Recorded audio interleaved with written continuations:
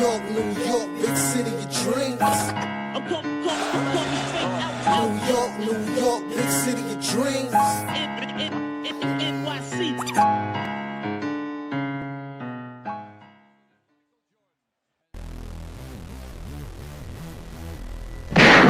What's going on? This is Jay Ellis from the Knick of Time show, here giving you that Knicks talk just in the nick of time. And guess what, guys? We just won 2 in a row. We beat the Cavs, and just now we beat the Celtics 105-95. And we had contributions from a few different places. OG Anunoby gives you 10 points and 2 steals. Mikal Bridges, efficient game with 12 points and 6 rebounds.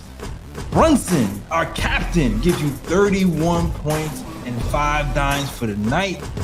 McBride came in with 10 points and 4 assists. Clarkson gives you 12 points. Hart gives you 14 rebounds. And our guy, Karl-Anthony Towns, with a monster double-double with 26 points, 13 rebounds, and 3 assists. Okay, we saw a bunch of lackey lineups. We saw some fast breaking.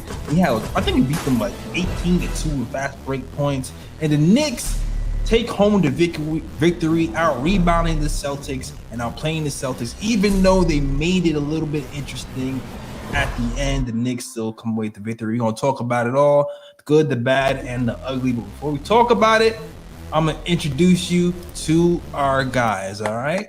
First and foremost, it is the Latin assassin, Bleacher Report contributor, posting and toasting contributor, my man, Lee Escobedo. Was good, Lee? What's good, Primo? Great to be here after a 2-0 start to the season, beating 2 of the best teams in the East last season, even though Boston's a shell of themselves. Great to be here talking Knicks. And also shout out my main man, Ryan G., who made a guest appearance in my Guardian article today. Great to cite and source KOT family. Appreciate your great insights, brother. Absolutely. Absolutely. And of course, you already know, man, shout out to our guy, the man with the stats and the facts. Ryan G is in the building. As I said on the previous show, Celtics were going to get that L, and they definitely got that L. Let's go. All right. Hold that. All right. And you already know, Rookie of the Year season loading. It is our girl, B, the motivator, our AU coach. What's going on? I'm here. I'm feeling good. I just want to give a quick shout out to Jalen Brown. Happy birthday. Present to you. Nice L. So a beautiful day. I don't care. Win's a win. We don't almost win. You win or you don't. And today we got the win. It's nice to see it. Let's talk about it. Let's talk about it all. Now, full disclosure, I was watching the game on Amazon Prime, and I had problems watching the second half. So I'm going to pass it out to y'all guys when it gets to the second half of the game, and I'm going to talk a lot about the first half because that's the part that I saw. All right? All right. But I'm going to tell you something that I did see in this first half. The first thing I did see in this first half was Karl-Anthony Sabonis. Okay? I saw Deuce McBride starting today, something we all wanted to see for a long time. Well, not all, a few of us wanted to see for a long time, is the Knicks play 5 out. This is the first time we started a game with 5 out.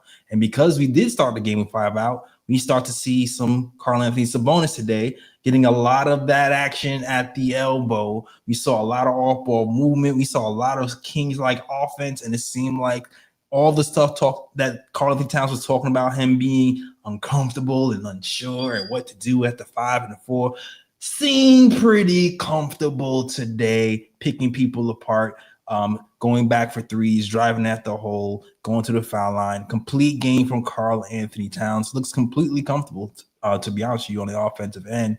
And to me, that's the biggest thing that stood out today was how we use Karl-Anthony Towns. This is the most comfortable he's been since preseason and the regular season. And this is only game 2. So much more to come for Karl-Anthony Towns. I want to get your guys' thoughts on Karl-Anthony Towns too. I'll start off with Lee, since he's been really scouting Mike Brown's offense in Sacramento Kings. Yeah, in the Substack, I wrote about Karl-Anthony Towns eventually getting to that elbow action. That's what can be called at this point in the NBA the Sabonis action, because no one really operates at the elbow like Sabonis. Joker's really more in the high post, but that elbow is central to Sabonis' dribble handoff game, also his quick decision making, his reads on cutters. We saw Karl-Anthony Towns in that action, and it's oddly enough, before the show started, Steve Nash commented that he wanted to see Karl-Anthony Towns in the pregame show more at the elbow. Looks like Mike Brown must have had an earpiece or a direct connect to his former player at the Los Angeles Lakers, Steve Nash. And we saw it. And I thought Cat's reads today were really smart.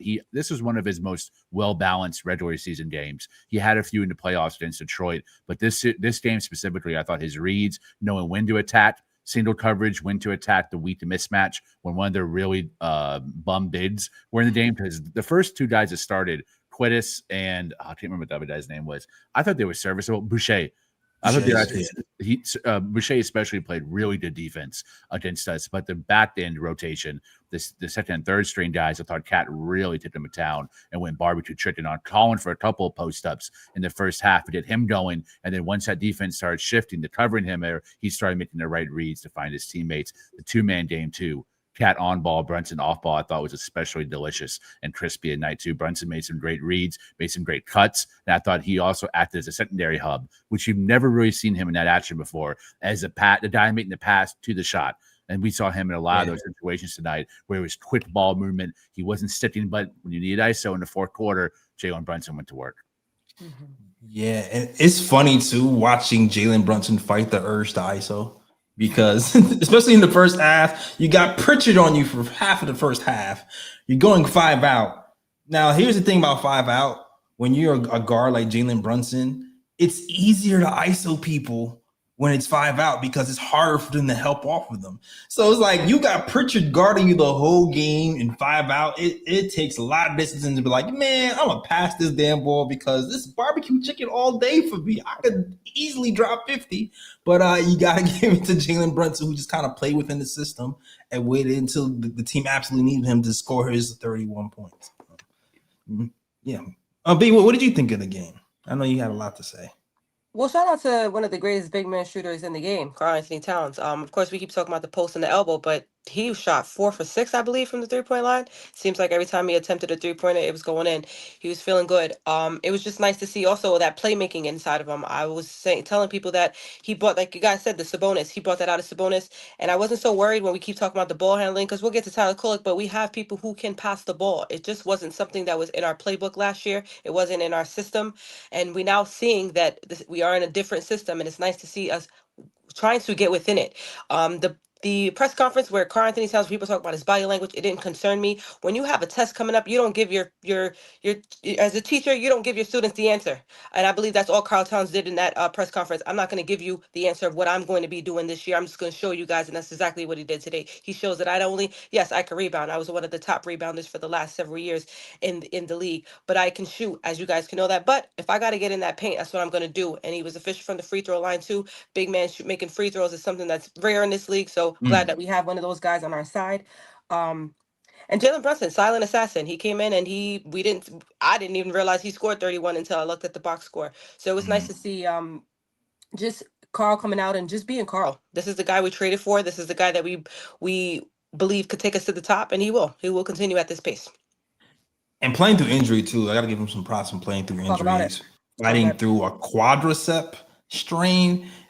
Didn't feel like he could play the first game. You already saw the injury report change 3 times before the game, giving all of Knicks Nation and Knicks Twitter a heart attack simultaneously. But he still played, and he might have been questionable today too. And while most people are sitting down, a lot of these NBA players are living the age of load management and resting, Karl-Anthony Towns is like, I'm going to play because I love this game, and I want to see the fans. I wanted to keep the fans happy, and he pointed that out. He's like, I didn't want to disappoint the fans. He really understands what New York is about. Yes. Don't hurt yourself, Cat. Trying to seriously trying to have the fans like you. Though we still need you help you for the end of the year. But I appreciate everything you've been doing for us, Karl-Anthony Towns. Good game fan. He, from what I heard, is I did not expect him to play. I was really guessing that Ariel Hot Porter was going to man the center spot in place of him. And he looked like he was in pain in some stretches. I think the adrenaline started rushing in the fourth quarter where it kind of slacked off a little bit. The first half, he was slightly slow on offense. I really did not think either him or Josh Hart was going to play tonight. My prediction was absolutely wrong on Karl-Anthony Towns staying out. And it just shows how much of a dog this guy is. All the narratives on TikTok and Twitter need to stop about how he's soft, that made fun of his nickname, making fun of his personality. Dude is absolutely the type of player willing to play through pain. Reminds me a lot of Patrick Ewing, another guy who played through pain too. I mean, let's be honest. Yes. Yeah, the great Patrick Ewing, one of the other legendary big men of the Knicks, who was the epitome of toughness, also played through pain. That 90s teams are all about pain. And listen, you can't play through the 90s without being in pain because they straight up elbowed you during the game, right? Everybody had ice baths. So if you didn't play through pain during the 90s, you just wasn't playing, period, because everybody got hurt. All right. But I definitely appreciate that from Karl-Anthony Towns. Ryan G. What are your thoughts about the game, sir? I know you have a lot to say. To me, the game was won on the boards and defense. Severely out-rebounded the Celtics tonight. 53-37, 21 offensive rebounds because the Knicks only shot 37% tonight. So those second chance points were crucial in tonight's game. And also the defense was pretty good throughout the game. I mean, yeah, there were parts in the first quarter where I was kind of concerned. Like Lee said, Cat did look kind of hurt in the first quarter. He was very slow. And it showed on the defensive side of the ball as well. Yabusele, I think my guy saw that Popeyes was going to sponsor Inside the NBA and ESPN, and my man was eating the Popeyes chicken, loving that chicken from Popeyes over the summer after he was done with France and the Euros. That my guy gained a lot of weight. He don't need no more chicken. He was kind of slow on the defensive side of the ball as well. But I think as the game progressed, both he and Cat got better defensively as the game progressed. So you have to give them props for that. That second quarter was very crucial for the Knicks as well. The Knicks played like how Mike Brown wants them to play. They were getting defensive stops. They were running. They were grabbing rebounds and were running as well, and they were getting a lot of shots in transition. They definitely killed the Celtics on fast break points in that second quarter, which was very crucial in the game. That's when the Knicks really took control of the game.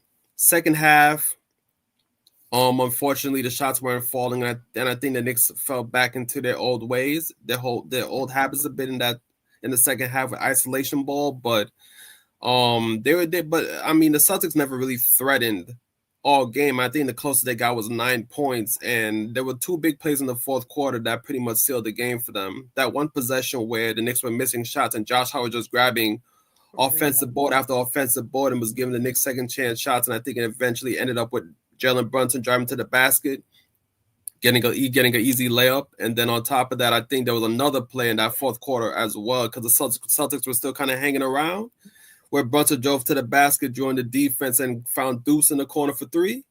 That was also a big basket as well, which helped propel the Knicks to the win. So overall, good game. The Celtics are not the same as last season, but it's always good to beat the Celtics.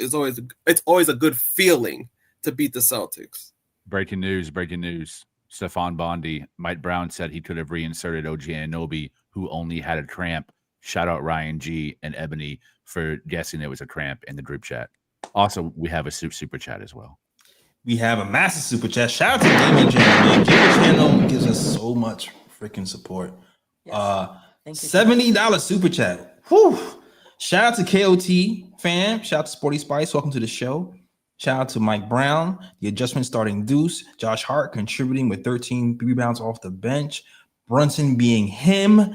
Cat balled out, especially in the first half. Hope OG is okay. And as you just saw, OG is absolutely fine. Welcome to the team.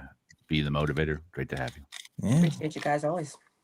Great to have you. Great to have. So is that everybody's assumption of the second half? That the ISO ball is kind of what did us in. I kind of remember that being the case in the previous third quarter of Doom. I felt like we was playing too slow. And I felt like we started getting a little bit ISO heavy, and that's when the Cavs started to chip away at the game, the last game. What'd you say? B? No, you said the Cavs, the Celtics. I know the Cavs is on your mind, but No, I'm saying the Cavs game. Oh, okay, yes, sorry. But I'm saying that's what happened in the Cavs game. Oh, What yes, happened in the yes. Cavs game also happened in the Celtics game. Yes, sorry. Yep. Yeah, it was very similar.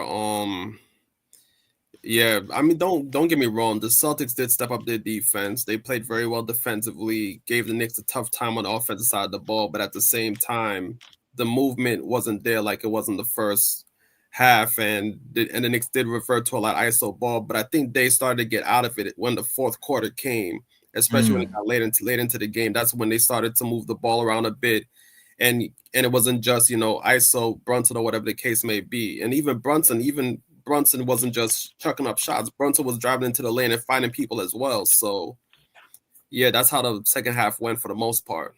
It didn't seem like there was a whole lot of play calling happening throughout the game.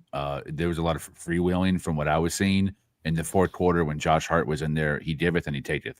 All the offensive rebounds that he got us and setting chance points, specifically in the last 3 minutes. Jay, I wish you could have seen that, but you had to watch the highlights because Amazon Prime, as Fritz said, delivers the next day, not today. Certainly for sports, that's for damn sure. Damn. Yeah, that's a Fritz bar, not a Lee bar. But he also clogged up the offense, something nasty. They were basically really sagging off him and letting him have 5-10 feet to operate outside the rim, and he chose not to drive. So he would hold the ball a little bit and cut into the time on the clock, then give it back to Brunson, and then Brunson was kind of forced to go into isolation. So I didn't see it like, oh, Tibbs running another ISO play for Brunson. It was almost like because Josh Hart was out there, their defense, they're a very smart defensive team. Missoula's a very good schemer, and they were forcing Brunson to make late shot clock decision making. Interesting. So you feel like a lot of the bogged down offense has to do with Josh Hart being on the floor? Yeah, but he also helped us win the game by getting the offensive rebound. So it was 50-50 impact, in my opinion. Yeah, shout out our guys. We're very beat up. That was very obvious today. I deal with a back injury. So I think people tend to take that injury very lightly, like, oh, it's just the back. That your back is a big part of a lot of things, especially as a basketball player. So shout out to Josh Hart for still hustling and getting those rebounds, but it's clear that he should not and cannot shoot the ball for a long time. That is on top, we have to forget Josh Hart's finger is injured as well. And that was very clearly obvious today. Which is why I think the biggest issue, yes, it was a lot of the ISO ball, but I believe we were missing open, easy buckets.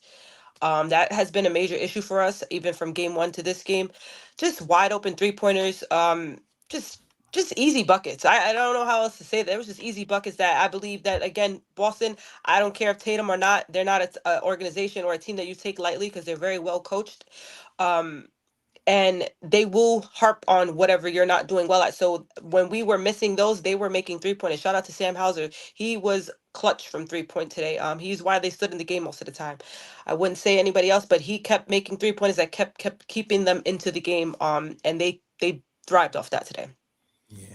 I'm looking at also, before you go, Jay Ellis, yeah, I know you didn't watch the second half, and also B just mentioned it too about the shooting, but your boy Josh Hart definitely had a broad pick in that second half, which I will get to later on in the show. Oh God. Oh boy. I saw one jump shot from Josh Hart that looked like a bro, because the way he bricked that shot, I felt hurt watching him miss the shot. I feel like it hurt my soul the way he bricked it, but he has a bad finger, so maybe that's why he bad finger, bad back. You're gonna get them air balls. Yeah, yes, that was like, usually when it's an air ball, it's like graceful, you know what I'm saying? But this was like a mix of graceful and aggressive. It was a weird shot. Only he missed only the way Josh Hart can miss the ball. But 0 for 3 from Josh Hart, 2 of 7 from 3 from OG Anunoby. Deuce McBride 2 of 9 as well. So when you're talking about missed threes, missed opportunities, those were the shots. They weren't bad shots though. They were not bad shots. No, absolutely not. Even in the first quarter, we shot 25% from the field. A lot of those shots were open shots. Even though we're down, I'm like, those are good shots. They're clean. Mike Brown talks about spraying the basketball, getting paint touches and spraying it out. He actually counts sprays during the game. I felt like there was a good amount of sprays in that first quarter. We just didn't make them. So yeah. So what do you guys think about Yabusele's minutes, Clarkson's minutes, these bench players? and also Kolek, because those are the guys who I feel like are on some of those guys are on the hot seat for Knicks Nation. Some of these guys are like, okay, you had one game, can you do it again? Yeah. So what are your guys' thoughts on those guys? We'll start with Clarkson, actually. Balled out. I have a hot take. I think the same way, I think it was Gamer Channel in the chat that said when we first started that if Precious hit his threes last season, we were going to win the game.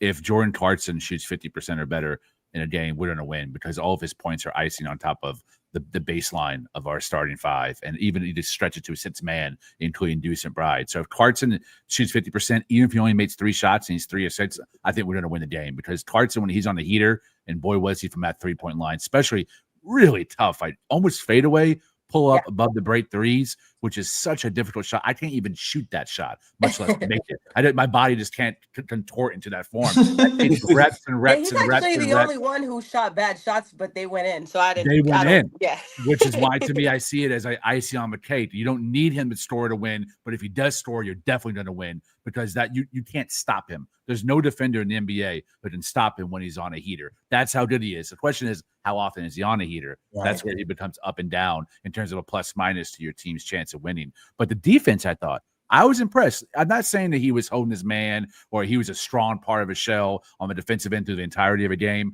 There were just possessions where he didn't quit. There are possessions where he fought for loose balls. He tried to take charges. He used the baseline to out of bounds as another man to really try to make his defender turn the ball over. And it worked. Listen, just give me that effort. Don't be a net negative on the defensive side. You don't have to be Deuce McBride ball hawking and chasing through screens. But if you have an opportunity to use that out of bounds as a secondary defender and force your man to a turnover, do it. And he did that, which is like, I see that. I'm like, that can be replicated in the playoffs. Speaking of defense, I didn't see the second half. But what I did see, I saw Kolek get down, man. I saw Kolek play some damn good defense. Listen. First of all, played the passing lanes perfectly. I saw that. Second of all, defending the man in transition without fouling, I feel like it's one of those things where it's like reps, basketball IQ, sliding your feet, and putting your body in between yourself and the rim at the same time and doing it in warp speed. He did that perfectly, not getting the foul and causing the turnover, walling up on transition. Yeah, Kolek really impressed me defensively. And that's been the big question for him. He's like, all right, yes, he can pass the ball. I do buy the shot, but can he perform defensively? And if he keeps having defensive performances like that, it's going to be very hard to keep him off the floor because he's starting to have a little complete game. Now, he's still shorter, he's still shorter. So even if he plays the positions well, he's still going to give up something at some point, but you can't really be like, yeah, he's going to be like a super net negative. You can at least be a net zero on defense and be a positive impact on offense with Kolek. Yeah, definitely.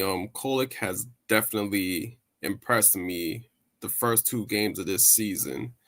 And he was impressive in this game to the point where Mike Brown was able to sit Brunson for at least a good, I think, about like 7 minutes before Brunson got back into the game in the second quarter.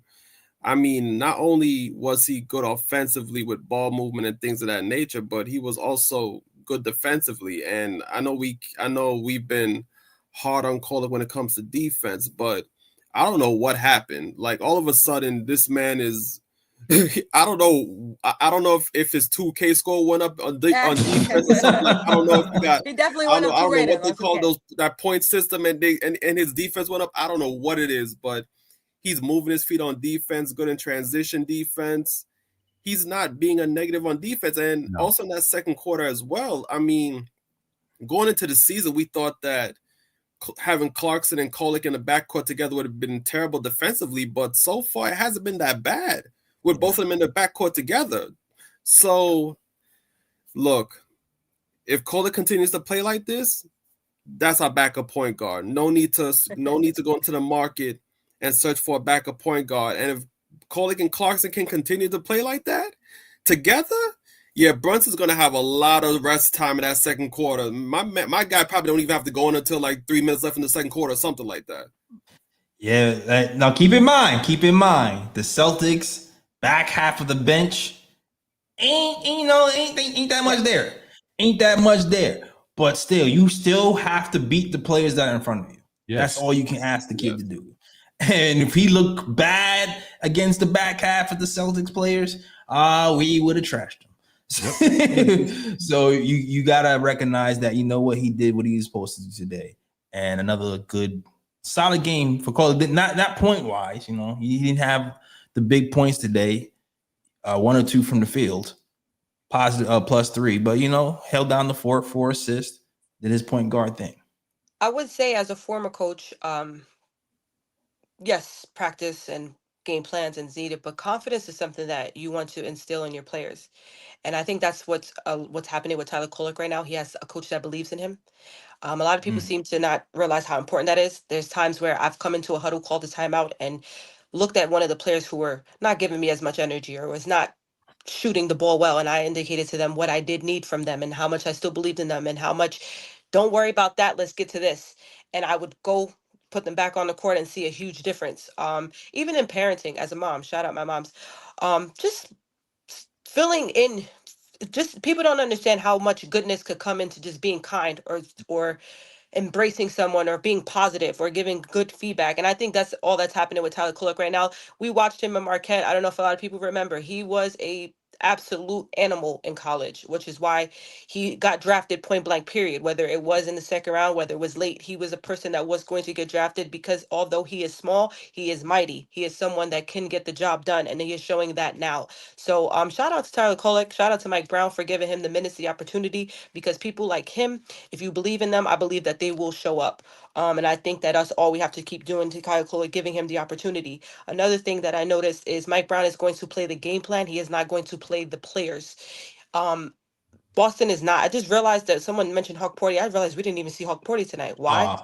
Yeah. No, I'm Boston. I feel like Boston has such a small team that he went with the smaller lineups. Yep.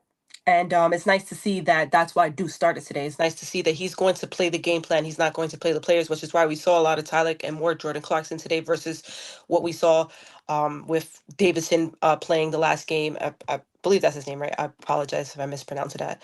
And we saw Hulk Porty last game. We didn't need bigs this game. We needed a backcourt. So it was nice to just see that Mike Brown is going to experiment, and we'll get to those experiments. But he's going to play the game plan. And I like the game plan because it's showing people that this is what I need from you right now. And a lot of these players are starting to understand their role, which is why I'm not sweating the bench. At the end of the day, I saw energy from Yabusele.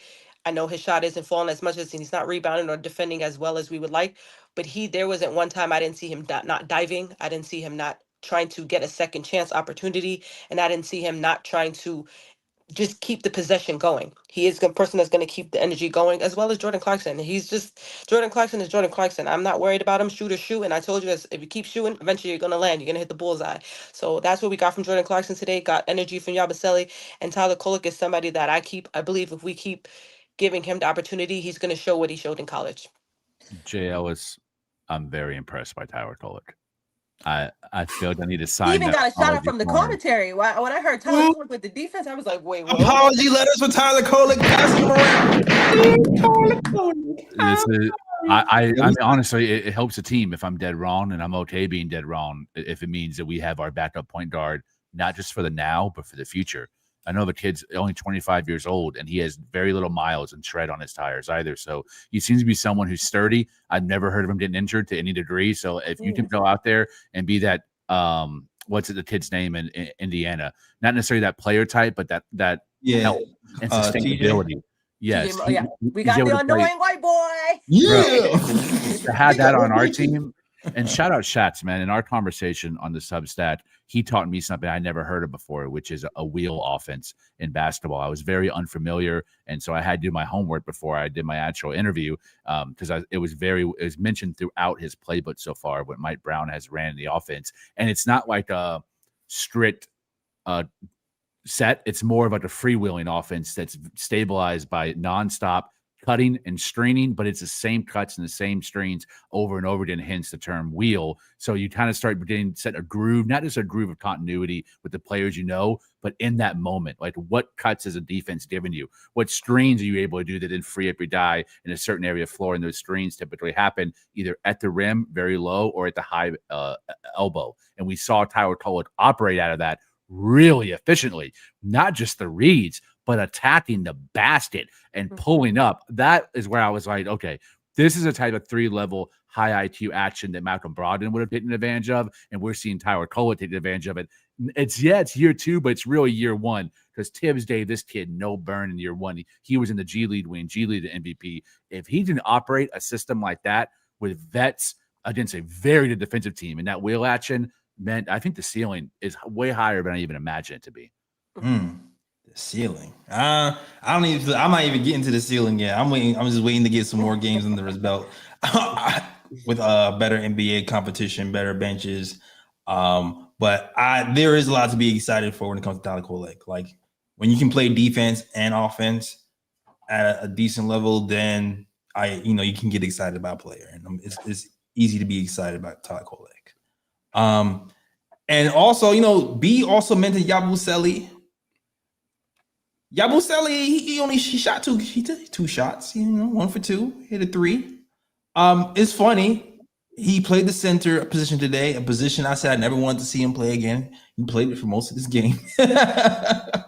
And actually ended up getting Jalen Brunson a layup, actually, him playing center. He hit like a 3 off a pick and pop. And then I think like a couple of plays later, Jalen Brunson was able to take advantage of that same action and went to the hole. So it worked out today with him at center. It probably helps that the Celtics team is also very small, so we can get away with him playing center. But you can be a little quicker, but he did okay today with 5 rebounds and 1 for 2 from 3 in his little minutes. I don't know what happened in that second half, even if he played second half, but if y'all want to talk about that, y'all can. Energy. He's just an energy guy. I don't think we like Carl was indicating in the thing. It's hard to tell what I think they play kind of the same position, whether the 4 or the 5. It's hard for them to understand what they may or may not be used for during the game. And today, Yabusele really wasn't needed offensively because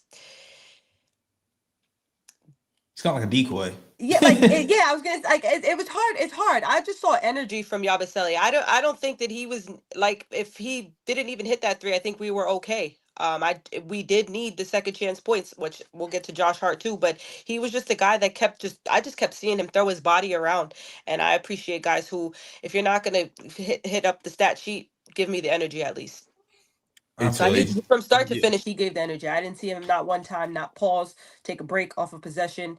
It's just, I think he is struggling, and that's normal in game 2. If we're in game 20 or game 30, 40, I would start to say, okay, let's get him on the trade block. I think that he's not needed. But he came from an organization where he was out a couple stars, and his number was called to be the offensive guy. So, of course, you're going to put up all those shots. You're going to put up all those things. His number's not being called offensively. He's coming in to replace people. And when he does come in to replace, it's if, we still have other people on the court. He's going in with Jordan Clarkson. He's going sometimes in with Miles, people whose numbers are being called offensively. And if I think he's maybe the 3rd or 4th or 5th when he comes off the bench, and I don't think he's looking, because every time I do see him as another coach, again, I always tell my players, when you're young, you teach them, when you get the ball, you look to the basket because you're looking to score. I don't know why you turned around. Every time Yabusele gets the ball, he's to the side. He's not even looking to score. He's not even looking to the basket. So that just shows me right there that I don't think he understands his role yet offensively, and that's okay. He'll get there. All good points. I don't remind me. That was like the subtle things that I saw with Dadier, honestly. Yes. When we talk about Dadier versus Mo, none of those guys played yet, and I still managed to work them into the conversation. But like you're definitely right. You can look at a play and go, oh wait, he's not looking at the basket at all. He's not looking. Every time he gets the ball, he was looking to the side. He's looking to dish it off. He wasn't looking for it, and that just shows somebody who's clearly not comfortable in the offensive system just yet. Yeah, more reps. Lee said, I feel like Lee wanted to say something. I was going to agree with B. It's way too early to both overreact or in one way or the other, positive or negative for any of these new players. Yabusele, I would say, to his credit, yes, he's fat. Yes, he's got a big ass BBL. Yes, he needs to lose about 20 or 30 pounds. And I'm just saying to them, I'm saying to myself to remind myself I need to work out tomorrow morning and make sure that I do my cardio. But what he can do right now is set better screens. And that's been one of the things I've been most disappointed with him, because when he's a screener, there's never good action that comes out of that. No one ever has a clean look to the basket or like draw their defender on their hip because of his screen that he set and is using his position to knock that guy off course of a route. That doesn't happen. I haven't seen it. Again, it's only 2 games, but that is something you can do right now, even out of shape, even not knowing your role in the offense, and it hasn't happened yet. But what I have noticed is a much higher processing power than Precious Achiuwa. Even though he's fat and out of shape, he has passing. He can make passes that Precious Achiuwa cannot make. And I'm like, okay, once you're in shape and you're not just looking for the basket to where guys know you're going to defer as soon as you catch the ball, now you can start actually attacking off a dribble when you get a little bit more your feet under you and a little bit more lightness to your body. You can start actually driving to the hoop that we saw in FIBA and the World Cup Olympic competition. We know he can do that. He did it in Philly last year on ball, a lot of reps on ball. So the potential is there. The shot, he's got a nice shot too. Way nicer, Precious Achiuwa in terms of form. So that's starting to come around as well. And you know Mike Brown's going to have him in the corners. He know me doing a pull above the braid stuff or anything outside of his wheelhouse. But I think the role is there for him. I agree with B. It's all about getting more comfortable with the guys you're playing with and also getting better game shape. Absolutely. Yeah. Absolutely. I'm waiting to see the Yabu game, man. I'm ready for it. I'll just add this because pretty much B and Lee pretty much said everything that needed to be said. I do think with Yabusele, we have to judge him more so at the mid-range mark because I feel like he's going to play himself into shape eventually. I think he'll lose weight as the season goes on because he's going to be running the cardio and things of that nature. So I feel like he's going to lose weight as the season goes on. So I expect him to get quicker on defense and getting quicker with his lateral movement as the season goes on. And Mike Brown did say that Cat and Yabusele had the hardest job learning his offense. So I think seeing Yabusele kind of indecisive on offense early is not a cause for concern because Mike Brown did give that warning ahead of the season that him and Cat are going to have the hardest time learning his offense. So I think we have to judge Yabusele more so towards mid-season to see how he gets on. And I also want to shout out some comments in the chat because President Boss had me rolling with saying that Lee always look at someone's ass, which is crazy. Dude ass. Yo, king right there. and East Blue Drew say that let Yabu get his chicken over rice. He can get his chicken over rice as long as it's grilled chicken and not fried chicken. That's all I'm saying. 1 cup of rice, buddy. 1 cup of rice. You know when you get the rice, you know, when you get the rice, and especially in Brooklyn, they give you this much rice and this little bit of chicken. You need to reverse that. This much chicken, that much rice. I'm just kidding. I'm just saying. Leo was like, that's funny. It's true. It's true. He do. He been looking at Kyle Lowry for the last 2 years, and now he moved over to Yabusele. It's true. BBL Trizzy. Oh my god. Yo, what did you Lee B, you said you wanted to say something about Josh Hart's game and the rebounds. I heard you mention earlier. I was very excited to see finally we got to Josh Hart minutes. I was like, I can't wait to see Josh Hart coming off the bench, and he didn't miss a beat. He had 13 rebounds in 18 minutes. Like what? Like imagine if this guy, and efficient. I think he was also on some restriction due to the injury that he's currently dealing with, but he kept balls alive. Pause. Whoa. He kept balls alive. He kept a lot of balls alive when we needed the possession. We shot very poorly today. I don't care. Sometimes the stats don't even justify what was being seen. We went through a lot of slumps where there was times we went 0-7 in runs. We went like 0-8. We went a couple possessions where they would go on a run themselves. And he just, as soon as he was inserted, you saw what we saw last year, the Josh Hart energy. That's all I really have to say. I was just very impressed when there's sometimes the commentary would say things and you're like, wait, whoa. And that was one of the things that as soon as I heard Stan Van Gundy say, or there was a Jeff Van Gundy, one of the Van Gundys were today, and he was saying 18 minutes, 13 rebounds. And I was like, wait, well, he has how many rebounds? And you saw it, but until they say it, you don't realize what they're doing. And I just shout out to Josh Hart for giving that energy off the bench because again, if you are starting Cat and you are starting Mitch and you're getting those bigs to start off, you need rebounding off the bench. And again, for somebody of his size to come out and do something like that, you would think that he was 6'7", 6'8". And he's not. He's 6'4", and he's giving you 13 rebounds. Just shout out to him. Shout out to OG last game, 14 rebounds. Shout out to our guys just doing things that weren't here that we didn't know that we needed them for. And again, I thought that Josh Hart was coming off the bench. He would suffer in certain things. We don't need his scoring. Probably don't even need his passing, but we need his rebounding. That's something that's very, very Hell big. yeah. And I'm glad that we still have that off Josh Hart off the bench. 100%. Yeah, his rebounding is always going to be crucial. It's always going to be there. Hopefully his defense stays at a high level because he's not playing 35 minutes a game anymore. I think 18, 20-minute a game version of Josh Hart will maximize a lot of his talents. And he won't be a negative on the defensive end. Decent first game for Josh Hart. I'm not sure if the shooting will ever get better with this season because of his thumb, but definitely good to see him back. And we'll see how Mike tries to use him because it's funny. I feel like Josh might mean less Shamet, which means the spacing gets weird, which means some of the rotation gets weird, which means you're going to see a lot of 3 and 4 guard lineups moving forward. So it's having Josh here with the mix it's going to be interesting. It's going to be interesting to see what Mike Brown does with these lineups. He has a lot of options, a lot of them. Not all of them fit cleanly, but he might have to, make something out of nothing. Yeah, right. Definitely. And I just want to add this about Josh Hart as well, because oftentimes in games, a guy can grab a lot of rebounds and, it's just putting up stats. A guy can grab like 12, 13 rebounds and just a guy getting, rebounds throughout the game.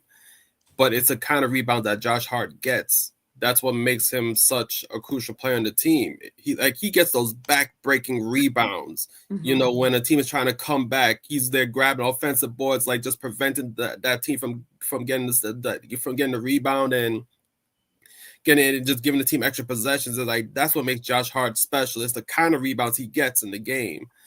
And to me,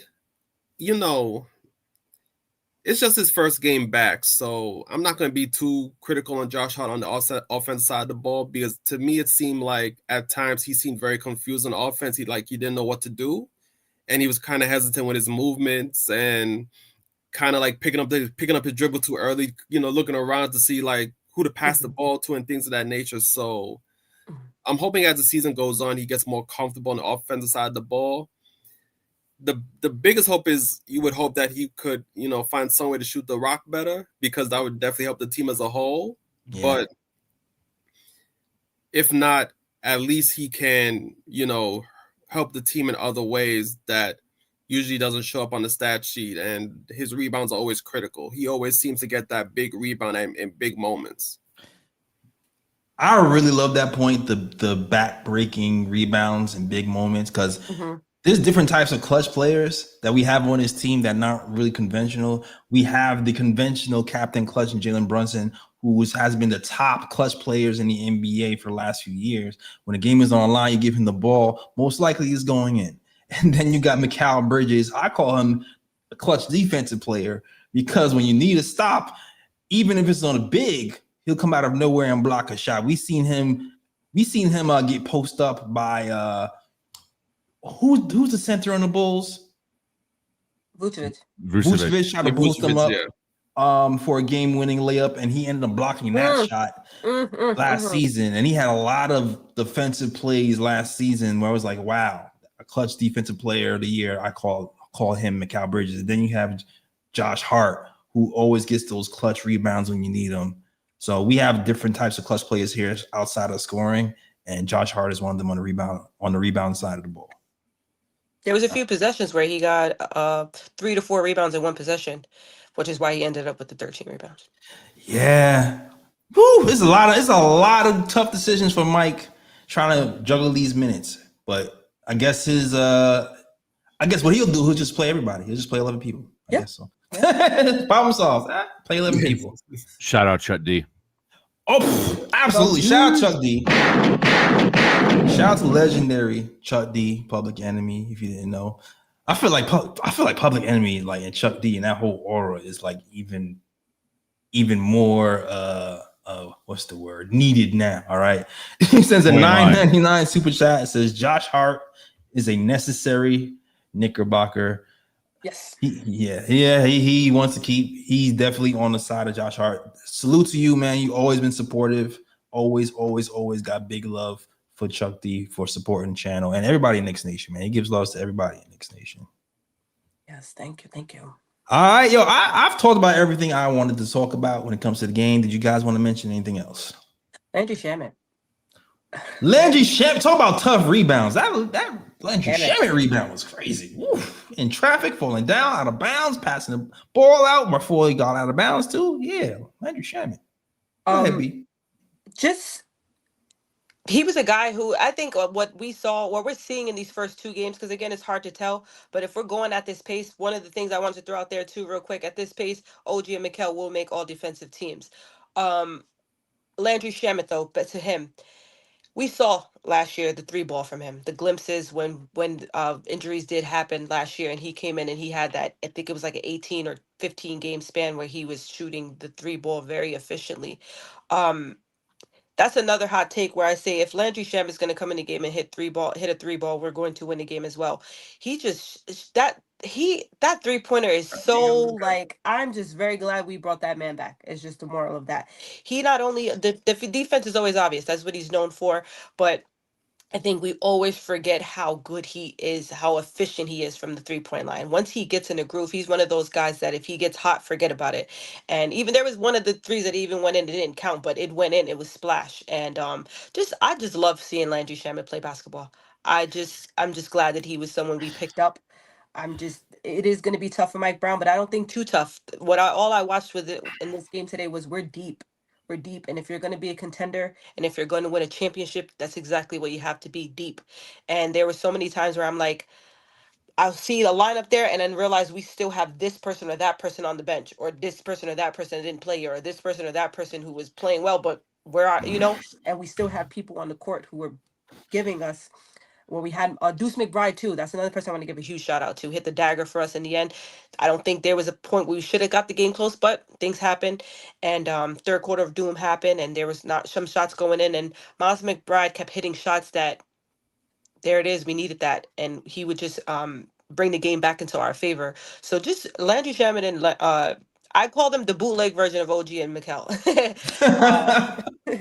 Because you're going to get the threes from OG and Mikal, you're going to get the defense, but so are you going to get that from when you get McBride and Landry Shamet on that court too. So I just wanted to give Landry Shamet a huge shout out because he was someone that a lot of people weren't sure about, and we love him here, and I'm glad that we have him here, but we weren't sure if he was going to get that final roster spot, and I'm glad that he has made it clear.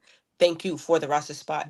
And the last thing that I want to say to go out, I think the energy you keep around is important, because that's the only reason why sometimes I even entertain conversations of Tyler Kolek being traded, or us not bringing certain people back. It was because what you see around you, but deep down inside, these were people that I'm glad we kept, and I'm glad we're keeping and we're going forward with, because you do not get rid of Miles McBride. You do not get rid of Tyler Kolek at this point, and you do not get rid of Landry Shamet. I'm glad that we have them and we're rolling with them. And I'm just looking forward to Mitch coming back to be like what's that guy who the thong where he has all the pieces? Thanos, That's Danny the final Donald. piece right there, because what I'm seeing from everybody is, even though statistically some things might drop, but I think everybody is learning their role, and we have Wingstop who's going to show defensive. We have guys who come off the bench who can hit the 3 and rebound, and we have Captain Clutch. As long as and Karl-Anthony Towns is the perfect Robin to Jalen Brunson.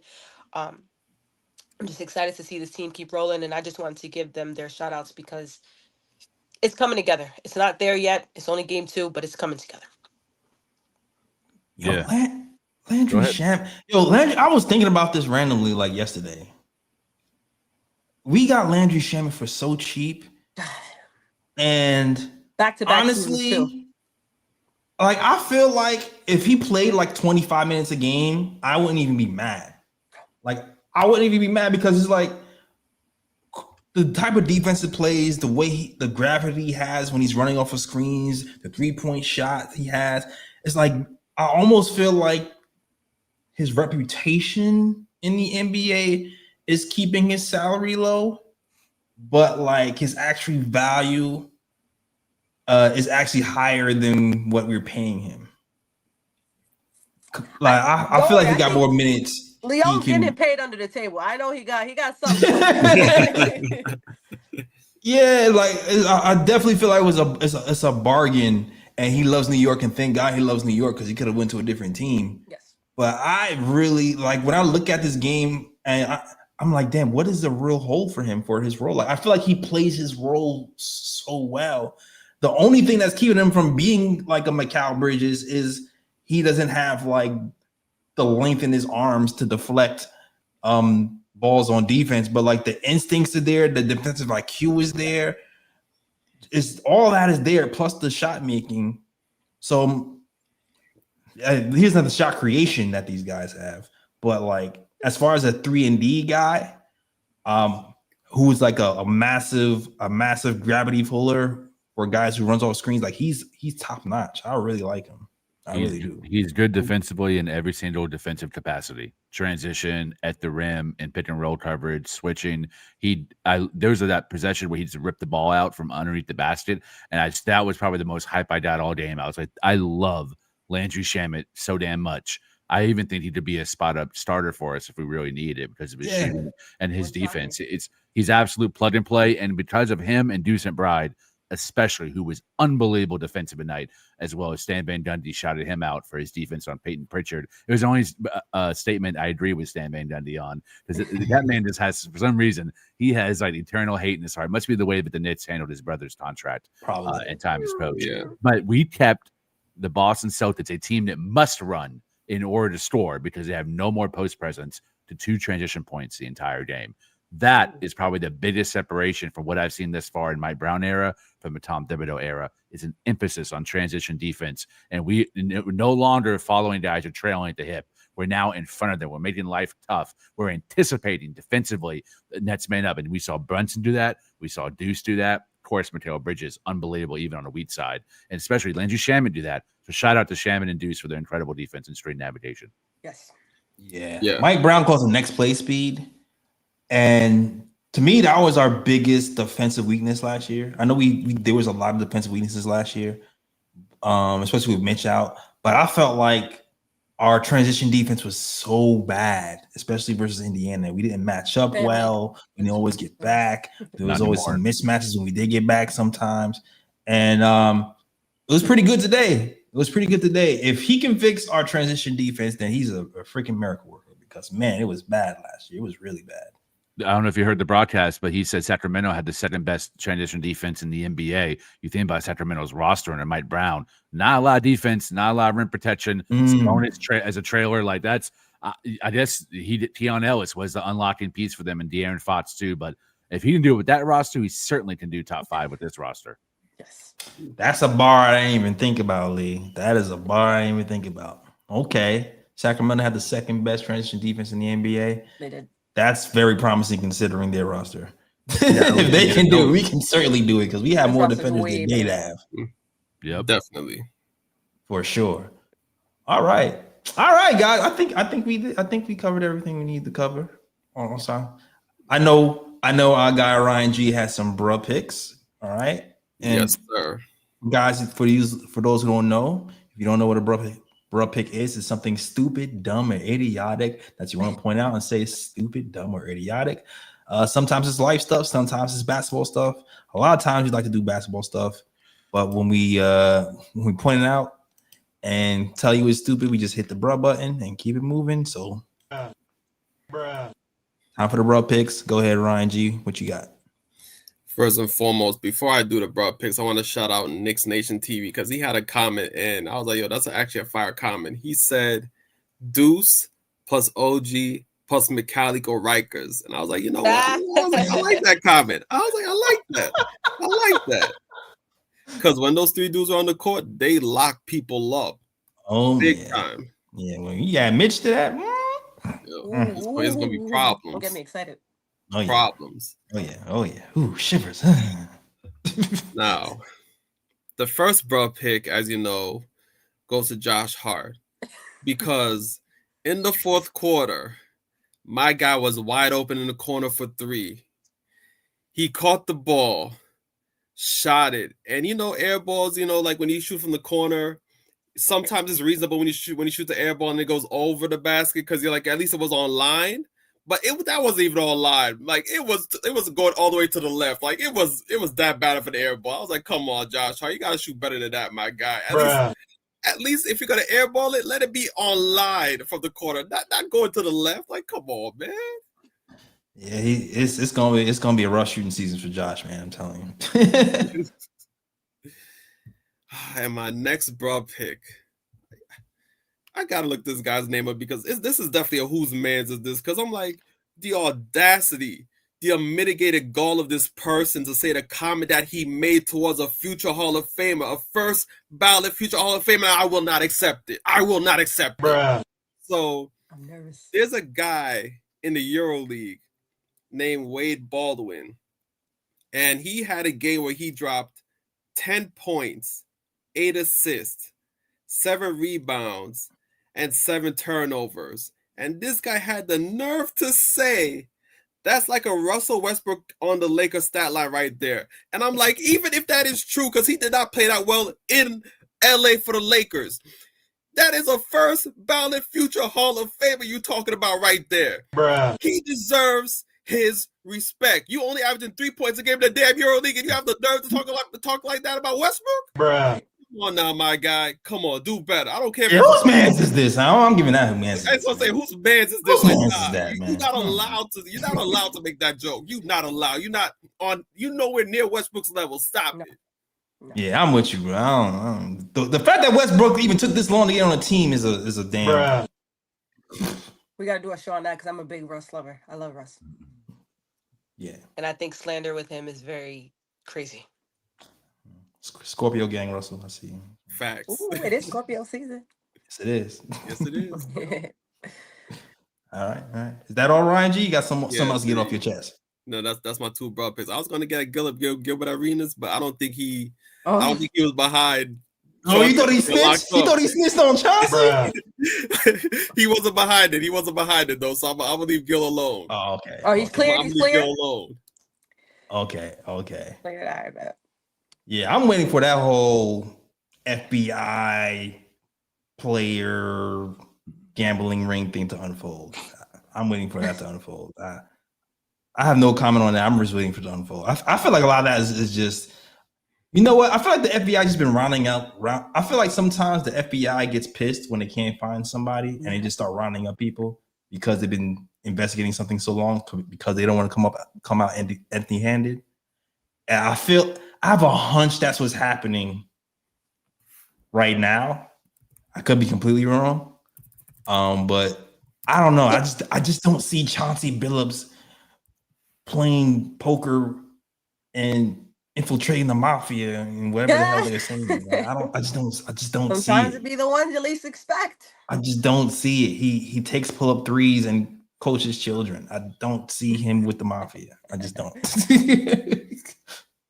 I don't know if this necessarily falls under a bro moment. I'm gonna try. This is one of my first bro moments, but I hear Jalen Brown talk a lot. Oh, he talks so much, and every time he's talking about the Knicks. And today was his birthday, so again, like I stated in the beginning, it's nice for him to think he was gonna come into MSG and celebrate. So there's his bro moment. I heard him saying a few things. He likes playing against the Knicks. I hope you do because you took a nice L on your birthday today. Bruh. Take that. Sorry. All right. First broad pick for V. Well, welcome V. You officially a KOT member. We got our first broad pick in. All right. Let's go. And hold that L for your birthday. All right, yo. Before we leave, I'm just shout out the peoples. I don't think I'll shout it out the peoples all day today. All right. I did see real quick. Mavs lost to the Wizards. Are we concerned about the Mavs? Are we concerned? They're 0-2. They lost by double digits, 10 points tonight to the Washington Wizards. And yeah, man, it's not looking good. The shooting's rough. The spacing between Anthony Davis at the 4 and Derek Lively at the 5 is causing a lot of problems offensively. Cooper Flatt's playing point guard right now, which shows how much trust and appreciation they have for D'Lo. Bruh. Yo. There's your bro moment, bro. I thought Spencer Dinwiddie was bad. D'Angelo Russell. Yo, I Type in never D'Angelo got Russell playoff highlights and see what comes up. I never got like the excitement Yeah. over D'Angelo Russell. But Like even when he was in Brooklyn, everybody was hyped about him. I was just like, I still don't buy it. And yeah, he doesn't. I don't buy it still. I don't even understand how he's still getting jobs, honestly. But some people like it, I guess. Shout out to him. I'll see if he gets another job after this Mavericks. Yeah, I don't know. This might be his last hurrah. I don't know. He might be with Spencer overseas. I see that he's overseas. Exactly. Exactly. Throwing lobs in China. All right. Learn Chinese, buddy. Exactly. How? Dim goody, dim duddy. Whatever. All right, that was our show, guys. Thank you guys for watching. Shout out to the people in the chat though before we dip out. Shout out to Knicks Nation TV. Shout out to Felicia Lee, Nick Yak, Lloyd's brother Anna Grill, Chuck D in the building. I got gunshots for Chuck D. All right, Cody, East Brew, Gamer Channel came hard. The best mind in the game, Fritz Alessandor. Everybody else rock with the KOT show. If you like the show, hit that like and subscribe. We here after every game, talking Knicks, basketball. Also, sometimes between the Knicks, in between the week, we have some Knicks news that we want to talk about. We'll come over here and talk about that too. Also, people in Twitter, if you are loving the show, come over to YouTube, youtube.com/The Knick of Time Show. Join us. Hit that subscribe button. We definitely appreciate you supporting us on Twitter. But you'll feel the massive love when you come and support us on YouTube. It helps us out even more. So if you love us on Twitter, come visit us on YouTube and interact with the chat over here too as well. All right. That's the show, guys. Thank you guys for watching. Lee, let them know where they can find you.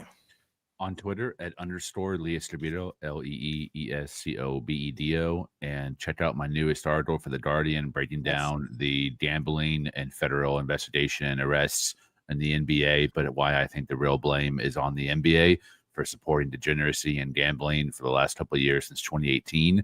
And to me, it's just the chitten's coming home to roost, in my opinion. So I wrote a long essay in The Guardian and had my main man, Ryan G, bring the stats and the facts as an authoritative source. What's beautiful is I did to bring my KOT family, first Ebony, now Ryan, and more coming to the articles that I write when I feel like they have something really insightful to say. And Ryan definitely brought the heat. Like within a minute, he had that quote to me. So much appreciated, my brother. Thank you for contributing. I'm glad your voice is out there. All right, you made it, Ryan. All right. B, let them know they can find you, B. Twitter. That's where I talk a lot of my crap. It's Sporty Spice, SPORTY SPICCE. And in the bio, got my TikTok there where I like to make some fun videos. If you don't see me on KOT, you'll see me at a Knicks World. And let's keep supporting. Keep shouting out. Thank my brother's always giving me a voice to speak. Absolutely. No problem. You do a good job with us. All right. You already know. Let them know where you can find you, sir, Ryan G.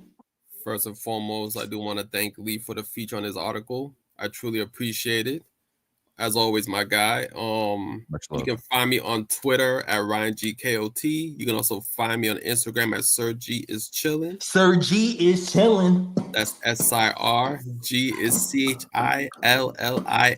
And next week, I will be premiering Ryan's Rants. I don't know if that's going to be the official name yet, but it'll be premiering next week on the KOT show. Ryan's Rants, let's go. Let's go. I love when Ryan gets pissed, man. It's the funniest thing ever. Yeah. No, I think that works. It clicks. It flows. It flows. It does. Ryan's Rants, man. I'm glad y'all go that direction. Please. I love Ryan's Rants. Yes, sir. All right, yo. You can find us at the KOT Show on Twitter, the Knick of Time Show on Instagram, the Knick of Time Show on Facebook as well. We're also on TikTok, so get on there too and kick it with us, the KOT Show. All right. Oh, shout out to Prezi too. Shout out to Prezi. Shout out to Glamour. I got to shout out to Regulars who've been rocking with us for years. Yes. All right, that is the show. Thank you guys for watching, and as always, shout out the Worldwide West. Everywhere we go, we leave a worldwide mess. It's a mess out here in these Knicks streets. That's the show. We out of here. Peace. New York, big city of dreams. New York, New York, big city of dreams.